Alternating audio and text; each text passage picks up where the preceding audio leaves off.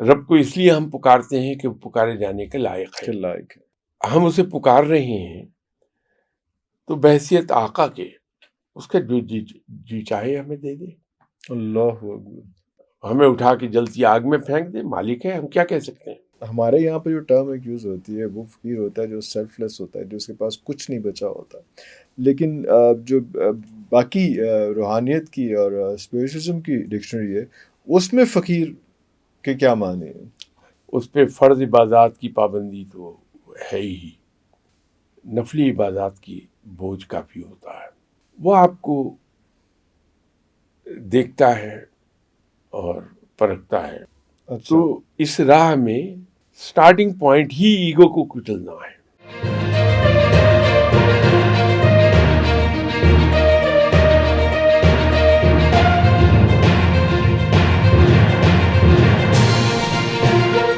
یہ جو پروسیس ہے، مطلب آپ نے تو اس طرح سے بتایا کہ یہ ہو سکتا ہے کہ ایک جو وظیفہ میرے لیے کارآمد ثابت ہو رہا ہے وہ دوسرے کے لیے وہ نہ دوسرے ہو. کے لیے نہ اور ہو. اس کے مسائل میرے والے ہی ہوں. جی تب بھی نہیں ہوگا. لیکن اس کے لیے تو اس لیے یہ ہمیں یہ جو چیز ہم کرتے ہیں کہ وہ بک سے دیکھ کے یا ٹی وی سے دیکھ کے یا یوٹیوب سے دیکھ کے یا کسی سے ویسے ہی ہیلو کیا ہوا تو وہ ایسے نہیں کرنا چاہیے. اب یہ تو آپ کے سوال کا جواب تھا. جی جی اگر آپ تھوڑی سی اجازت دیں تو میں جی جی اس جی سے آگے جی کچھ بات جی کر جی دوں آپ جی سے. جی جی جی. یہ جو ہم رب تعالیٰ کے ساتھ ایک تجارت کی بات کرتے ہیں، ٹریڈ آف کر رہے ہیں کہ یا اللہ تو میرا یہ کام کر دے، میں تجھے اتنی بار روز یاد کروں گا. اللہ یہ ہم ٹریڈ آف کر رہے ہیں نا چیزوں کو. یہ غیر مناسب بات ڈیل ہے. کر رہے. وہ غیر مناسب بات ہے. غیر مناسب بات ہے.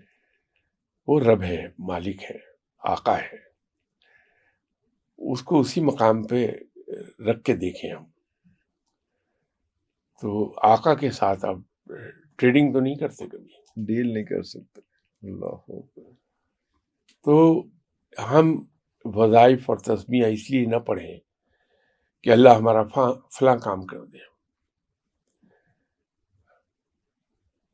یقین مانیے کہ اس میں وقت ضرور تھوڑا فالتو لگ جاتا ہے، لیکن جب ہم رب کو رب سمجھ کے پکارتے ہیں، اللہ اکبر. رب کو اس لیے ہم پکارتے ہیں کہ وہ پکارے جانے کے لائق ہے. لائق ہے. اس کے جواب میں اس سے ہم کوئی توقع نہیں رکھ رہے. ہم یہ کہ ہماری انڈرسٹینڈنگ یہ ہے کہ وہ مالک ہے، مرضی کا مالک ہے، مالک کل ہے، کلی اختیارات ہیں.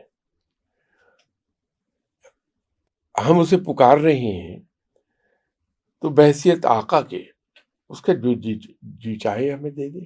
اللہ اکبر. ہمیں اٹھا کے جلتی آگ میں پھینک دے. مالک ہے، ہم کیا کہہ سکتے ہیں. یا جو آپ مانگ رہے ہیں اس یا سے کئی گنا زیادہ جنت میں ڈال دے. اس کی مہربانی ہے، اس لیے کہ رحیم و کریم ہے. تو ہم توقع اس کے رحم سے، اس کی رحمت سے یہی کرتے ہیں کہ جب ہم اسے پکارتے ہیں تو ہمیں بہترین وہ لک آفٹر کرے گا. اللہ میں یہاں بہترین اجر لفظ یوز نہیں کرنا چاہ رہا کہ اجر جو ہے وہ تو پھر ٹریڈنگ ہو جائے گی، پھر ٹریڈنگ ہو جائے گی، ریوارڈ ہو جائے گا نا. وہ بہترین طریقے سے لک آفٹر کرتا لک ہے. آفٹر کرتا ہے. تو وہ تو دلوں کے بھیج جانتا ہے، جیسے آپ نے شروع میں بات کی تھی. تو اس کو صرف ہم پکارتے ہیں کہ یا اللہ میں تجھے پکار رہا ہوں کہ تو پکارے جانے کے لائق ہے. میں تیرا بندہ ہوں، تو میرا آقا ہے. یہ تو کو ضرور ہے. with no ifs and buts. I think وہ یہ چیز unconditional surrender, submission, total submission میں total جاتے ہیں ہم. submission. تو اس کے جواب میں وہ لک آفٹر کرتا ہے. تو یہ بہتر نہیں ہے کہ ہم اس پہ چھوڑیں کہ تو کیسے لک آفٹر کرے گا. اور یہ صرف اسپیسیفک کسی کام کے لیے تو اوور آل پوری زندگی آپ کی اس میں کور ہو گیا سارا کچھ اس میں. اچھا، اس میں ایک اور بات بھی تھی، بیچ میں ایک بات ہوئی کہ فقیر جو ہے وہ فقیر ہمارے یہاں پہ جو ٹرم ایک یوز ہوتی ہے وہ فقیر ہوتا ہے جو سیلف لیس ہوتا ہے، جو اس کے پاس کچھ نہیں بچا ہوتا. لیکن جو باقی روحانیت کی اور اسپریچوزم کی ڈکشنری ہے اس میں فقیر کے کیا معنی ہیں؟ یہ روحانیت میں یا تصوف میں فقیر اس کو کہتے ہیں جو اللہ قرب الہی کی تلاش میں اس راہ پہ نکلتا ہے، اور یہ سب سے مشکل مرحلہ ہوتا ہے.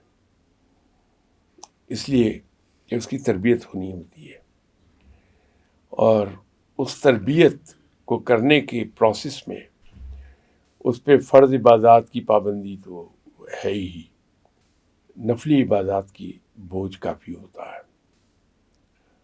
اور یہ بوجھ اور کون ڈالتا ہے؟ وہ شیخ. شیخ ڈالتا ہے. So اسی you طرح have to submit to somebody، کسی کے بیعت کرنی ہوتی ہے اور سارا ہوتا ہے، یا کیا ہوتا ہے؟ نہیں، وہ یہ ہے کہ آپ کسی بھی شیخ کے پاس جائیں بشرطے کہ وہ واقعی شیخ ہے. یا پھر تسی کس طرح میں تو ہر بندہ وہ پتہ لگ گیا میں عرض کر دوں گا آپ سے. ہاں، اب یہ بھی ایک ڈیفینیشن ہوئی کہ تو ایکچولی شیخ جو ہے وہ کیسے اس کو آؤٹ فائنڈ ہم آؤٹ. شیخ وہ ہوتا ہے جو صاحب علم ہو، جس کے پاس علم ہے، وہ صحیح معنوں میں شیخ ہوگا. وہ آپ کو دیکھتا ہے اور پرکھتا ہے. جیسے میں اگر کبھی غلطی کر بیٹھوں، کسی صاحب علم کے پاس چلے جاؤں، میری شامت نے آواز دی ہو، تو پہلی چیز وہ یہ کرے گا کہ میری انا کو کچل دے گا، کہ میرے اندر انا بہت ہے، ایگو. اچھا، تو اس راہ میں سٹارٹنگ پوائنٹ ہی ایگو کو کچلنا ہے، اور اس کا کام شیخ کراتا ہے کہ یہاں میرے پاس آنے والے لوگوں کے جوتے تم صاف کرو اور ان کو باہر کے رخ پہ کر کے رکھو پراپر، تاکہ جب آنے والا مہمان جانے لگے تو جوتے پہننے میں دقت نہ آئے. دقت نہ ہو. اسٹارٹنگ فرام دس، باہر بیٹھو، ابھی اندر بھی نہیں آنا تم نے. یہ سٹارٹنگ پوائنٹ ہے. اس لیے کہ کوئی آدمی یہ کام کرنے کو تیار نہیں ہوتا. تو جب مرضی کے خلاف وہ یہ کام کرتا ہے تو اس کی انا پہ ٹھیس لگتی ہے، تو اس کو وہ رگڑا دیا جا رہا ہے. اس کے بعد پھر وہ اندر آ جاتا ہے. تو پھر اس کی ڈیوٹی یہ ہے کہ جو مہمان آئے ہیں ان کے سامنے جو کھانے پینے کی چیزیں رکھی ہیں، ان کے جھوٹے برتن اٹھا کے لے کے جائے اور ان کو دھوئے.